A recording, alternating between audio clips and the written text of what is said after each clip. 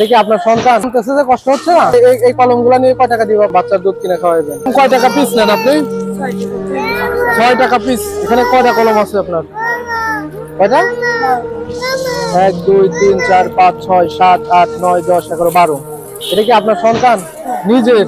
কামতেছে যে কষ্ট হচ্ছে না? হ্যাঁ,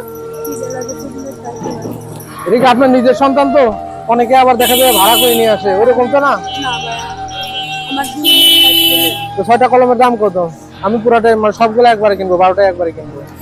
তাহলে 6 বারং কত হয়? কয় টাকা দিব আপনারা সেটা বলেন। আপনার এই বাচ্চার বাবা নাই? কোথায় গেছে? ও চলে গেছে, আপনারা ছাড়ি দিয়েছে? আপনার সন্তান কয়টা?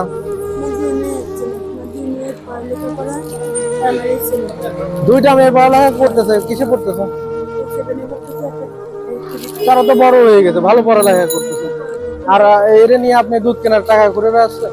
তাহলে এই কলমগুলো নিয়ে কয় টাকা দিব আপনারে? আমি সবগুলাই নিয়ে নেবো। 12টা কলমের দাম আসছে কত? 72। তাহলে আপনার 200 টাকা দিলাম, বাচ্চার দুধ কিনে খাওয়াইবেন। ঠিক আছে? খুশি তো আপনি? বাচ্চারে কাঁদায়েন না। নিজের বাচ্চা তো এত কাঁদতেছে, কষ্ট লাগতেছে না আপনার?